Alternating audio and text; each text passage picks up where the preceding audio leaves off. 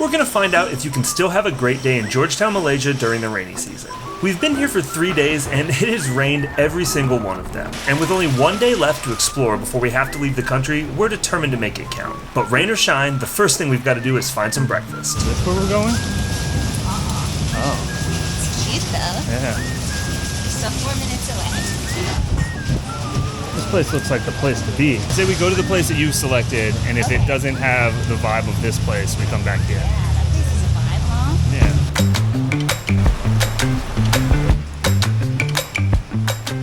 We absolutely love Georgetown. We haven't been able to explore too much on account of all the rain, but the places we have been awesome. Oh, look. Oh yeah. This place is really cool. Definitely touristy, but it doesn't feel touristy in the same way as like Malacca did.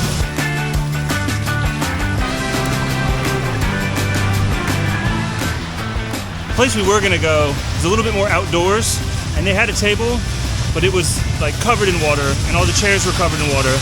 And while we understand it's raining, the other place that we just walked through was such a vibe and was like completely covered, and it didn't look like anyone was getting wet. So I think we're gonna go try and wait for a table there. It must be good. Leave it to us to pick the most popular place. We actually didn't. The reason that we went to the Roti Bakar was because it was one of the top rated places on Google, but there weren't very many people there, and we're not sure where this place is, but there's a line out the door, so we figure it must be good. I imagine it has a lot more to do with the fact that it's properly covered and the other place isn't, but we'll see.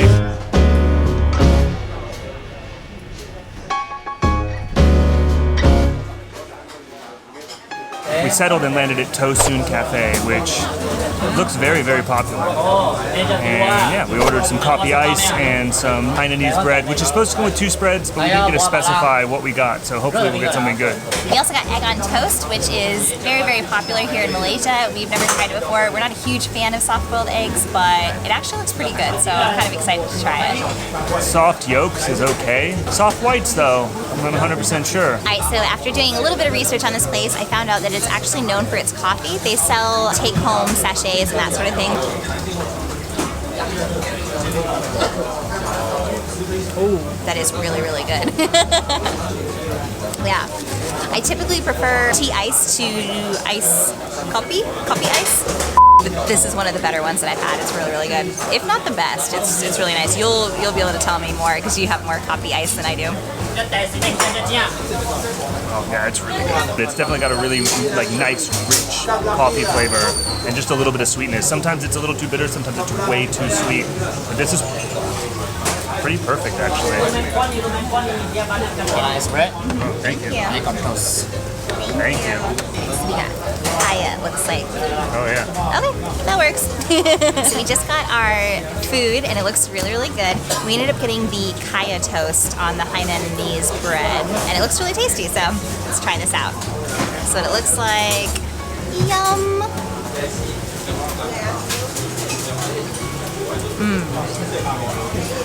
It doesn't look like much. It just looks like white bread, which I guess it is, but it's really, really, really good white bread. We're gonna try the egg on toast, and it looks like the same type of like Hainanese white bread. So this one's covered with 2 soft-boiled eggs and what looks like an absolute mountain of butter. So I'm gonna break this yolk open real quick. That is quite the runny bit of egg, but it looks like it's predominantly the yolk. This is a lot less runny than I thought it would be.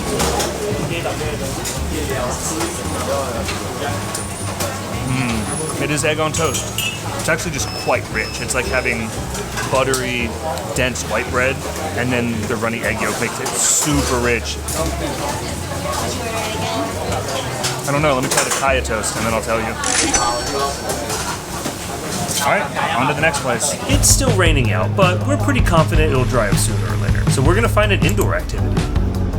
We're at a bus stop right now. We're waiting on the CAT, which is basically a free transportation service that will take us all around Georgetown. We figure it's a great way to stay out of the rain. We've got about 6 minutes to spare. We're pretty sure that this is the free bus line. We're not 100% sure, so we're gonna figure it out, but hopefully it will all work.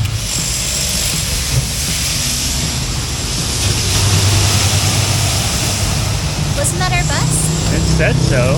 What? It's 2:01. It should be here in 3 minutes. You heard her. Oh, yep, here it comes. Please stop. Please stop. Oh, it looks like it. Yay! Since Georgetown is known as a top foodie destination, we figure the Wonderfood Museum is the best place to avoid the rain and learn a little bit about the history of Malaysian cuisine. We've made it to Little India.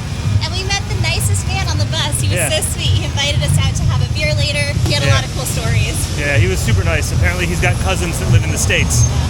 In Texas. In Texas. You can definitely tell we're in Little India because you can smell all the spices and the aromas, and it's just so nice. There it is. We're at the world's first food wonderland. That's what the sign says.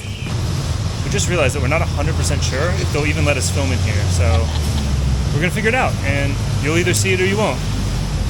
And hope for the best. Malaysia is known for its diverse and flavorful cuisine, and the Wonderfood Museum does an amazing job of capturing just that. As soon as you walk in, you're surrounded by larger and smaller than life displays of iconic Malaysian dishes. From nasi lemak to char kway teow, these exhibits guide you through the history and cultural significance of each dish.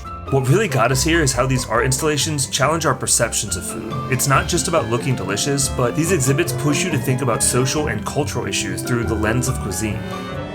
Each piece is meticulously crafted to look as realistic as possible. The artists use a combination of materials and techniques to achieve that perfect mouth-watering look. One of our favorite parts is that it's interactive. There's tons of photo opportunities and ways to get up close and personal with the displays.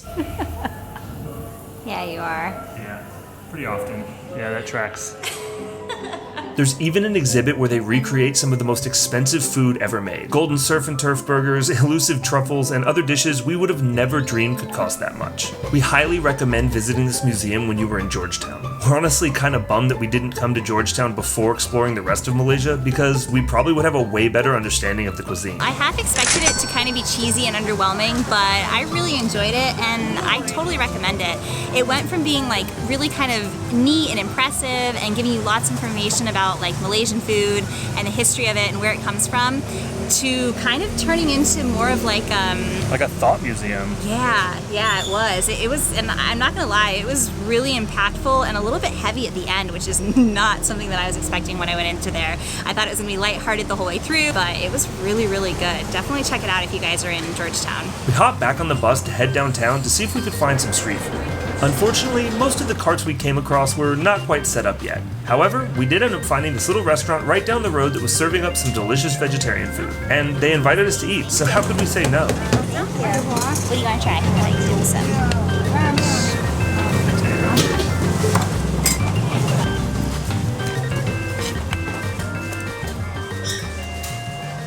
Oh wow, that is really good. Looks like the beef you would get with like beef and broccoli or beef and brown sauce. It tastes like that too. It's really good. Dumpling? Yeah. It looks like a little dim sum dumpling though.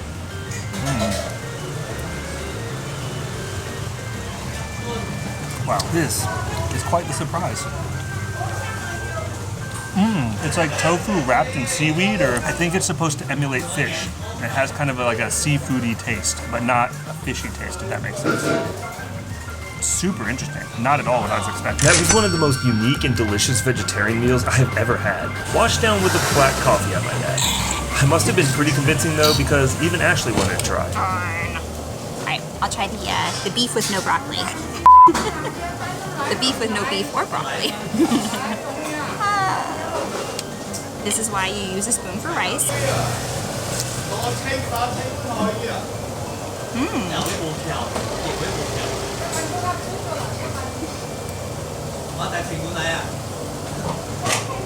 It finally seems that the weather is starting to play nice. That's the thing about traveling during the rainy season. Some days it just rains and rains, but others you get 1 to 3 hours of rain and then you get to enjoy the rest of a beautiful day. So that's what we're gonna do. We've got to take a bus for about 45 minutes to get to Kek Lok Si Temple. This bus stop was great as it was right off the main road and had a ton of shops selling drinks and snacks. We got some tambun biscuits. It'll take us about an hour to get there, which is kind of unfortunate because we are sort of running out of time. We got about 2.5 hours until the temple closes, and there's still a ton of other things that we want to do here in Georgetown, but the rain definitely thwarted our plans a little bit. We're still going to make the best of it and try and get in as much stuff as we can, because this town is amazing. We really want to show you as much as we can of it.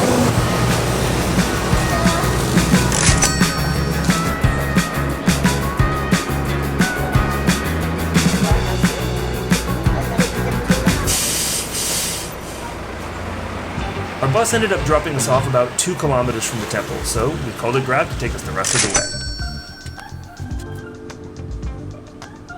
It's impressive, right? Yeah, that is pretty intense. Mike's like, should we go? It's raining. Like, is it really that big of a deal? And I was like, I think it's a pretty impressive temple. And yeah, I would say so. The walk through the parking lot got us incredibly excited as we saw the temple stepping up the side of the hills. And it looks like we made it just in time. The last ticket is sold at 4 and we got here at 3:56. And there's a line, so she said, hold on a minute. But she said she's gonna sell us round trip tickets, so should be good.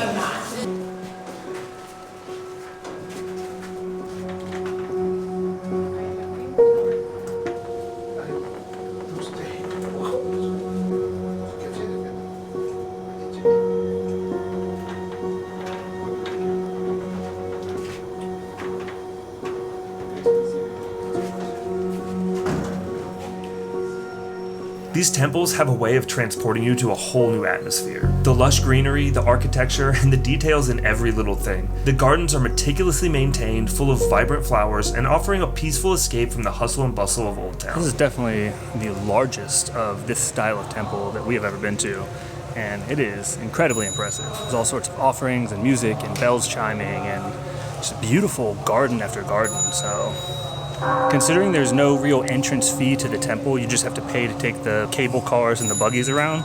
This is definitely something you should come see. It's a little bit ways outside of town, but you get some beautiful views of surrounding Georgetown. Okay, so what am I gonna wish for? There's lots of really good things. I definitely like bodily health. I'd like constant happiness. Let's see. Oh, I know which one I'm gonna pick. Which one? Says being together forever. You're stuck with me. I'll take it. Okay. Oh, we gotta pay. I'm pretty sure that's bad karma if you don't.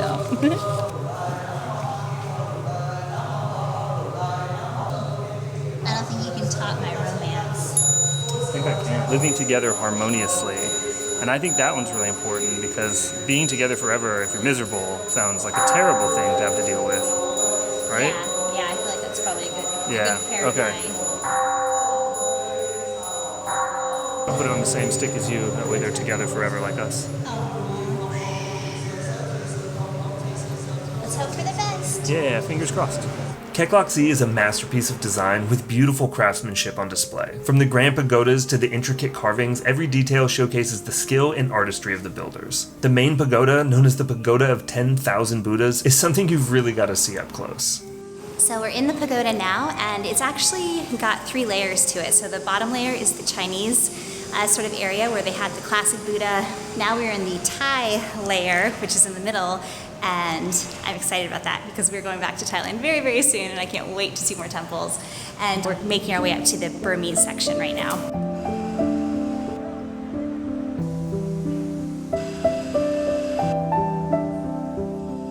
So we've made it to the top, and apparently the Burmese like to keep their Buddhas in cabinets. This is really, really beautiful. You get some really killer views of Georgetown here. You can see mountains and sea, and there's a rainbow actually right over there. You can actually see the mainland. Oh yeah, that is See the that big mainland. barge and then the mainland, and you can see the sea and everything. It's pretty awesome. It's a little bit foreshadowing for our day tomorrow. I'm really glad it cleared up. Me too. It turned out to be a beautiful day. Sure did. All Wanna right. go back down? Yeah, let's do it. Back down all the stairs. The highlight of this whole complex is the towering goddess of mercy, Kuan Yin. But in typical Mike and Ashley fashion, we took too long and don't have time to properly check it out. And that also means we won't get to see the turtles either. That's a bummer. We recommend giving yourself a solid 2 to 3 hours to see everything. So, a quick grab ride later, and we've arrived at our next destination, Chu Jetty, one of 7 Clan Jetties along the coast in Georgetown. Crossing the street in Malaysia is different than other countries, but I think we got it. Sometimes you get a window and you just gotta take it. That wasn't so bad. I spoke too soon. Originating in the late 1800s, Chinese immigrants to Malaysia created villages on stilts to reside along the coastline and become a port for new immigrants. Originally, there were 9, but only 7 remain. These have become a popular tourist attraction ever since Georgetown was given the World Heritage title by UNESCO. We may have come at the wrong time though, as there wasn't much going on. Either way, sitting on the dock and looking at the ocean was peaceful, and not a bad way to pass the time. And it looks like we weren't the only ones who thought so.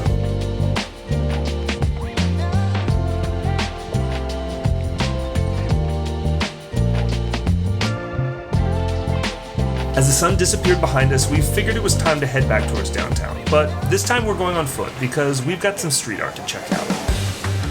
Penang is world-renowned for its street art, and Georgetown seems to be the preferred canvas for most of it. Being an art nerd myself, we planned to spend a whole day taking photos of all the art, but unfortunately, the rain had other plans, so this is what we've got. It just kind of feels like everything's closed. So I'm not sure if everything in Georgetown closes down on Mondays early, or if it's just our luck today. But yeah, there's not a lot going on. This is like the most popular street in town, and it's empty. We sure did a great job getting this travel vlog done. So it turns out that coming out on a Monday wasn't the best idea. Apparently, many of the local businesses and hawker stalls close on Mondays, which is great for them and just poor planning on our part. Luckily, we know of a place that we can grab some delicious food, and it's a dish that Georgetown is famous for. I think we gotta go have Nasi Kandar. All right, let's do it. Yeah, let's go.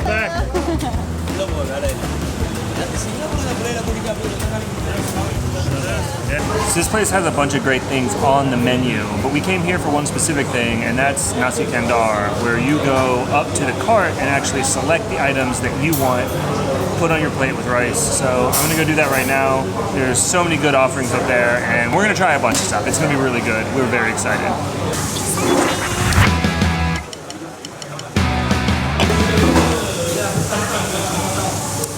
We've been to this restaurant.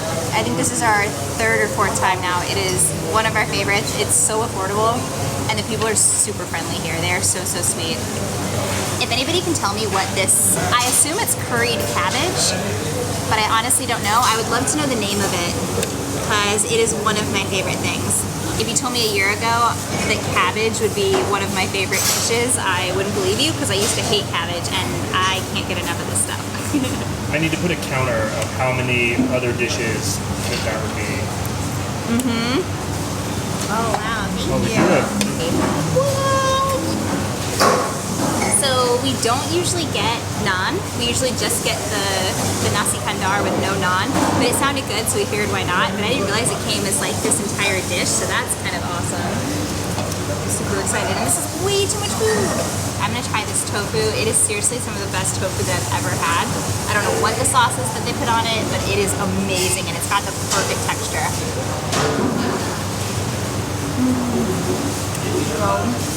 So good.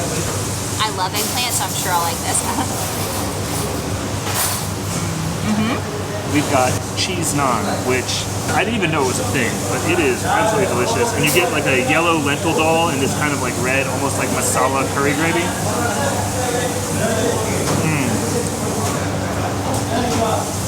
Ooh, this is actually spicy. I bet the roti canai here is incredible. Oh wow. Like honestly, this is exactly what I needed after walking around today. There's just so many lovely textures on this dish. You get rice, you get the sauciness of the gravy.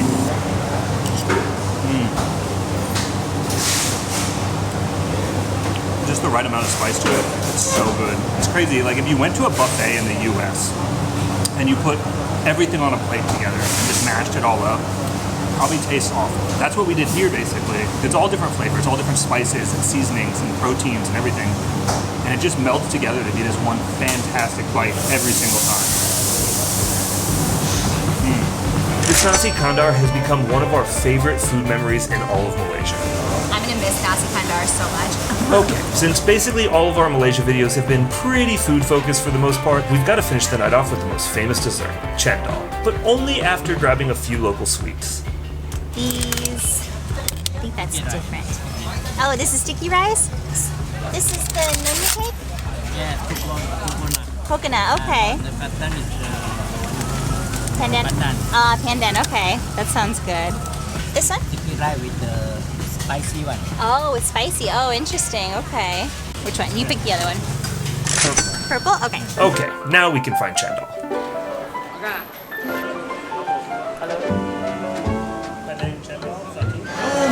Thank you. This is the famous Cendol that everyone tells us we have to try. This has shaved ice, condensed milk, syrup, little spaghetti-looking jellies. I think they're like pandan jellies, and then beans.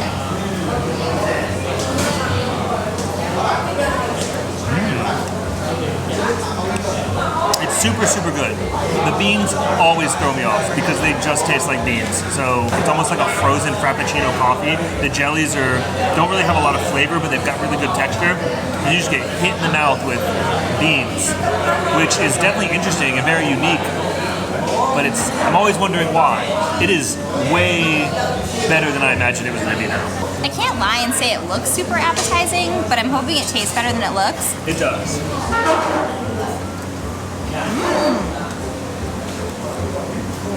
Oh, it's almost like butterscotchy. More than coffee. I think it's butterscotch. That's a good example. Yeah.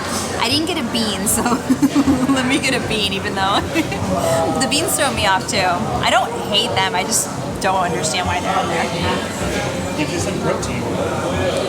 The answer is yes. Yes, you can have a great day in Georgetown during the rainy season, even if it's raining. If traveling in Malaysia has taught us anything, it's that you have to go with the flow. This is a country with so many cultures living in beautiful harmony, and it is an incredible thing to witness. From the cultures to the food to the people, Malaysia is truly a perfect blend of Asian influences. If you're planning on traveling to Southeast Asia, then add Malaysia to your list of places to explore. We know we'll be back. If you like this video, let us know by hitting the thumbs up below. To follow us on more adventures, subscribe to the channel, and we will see you in the next one.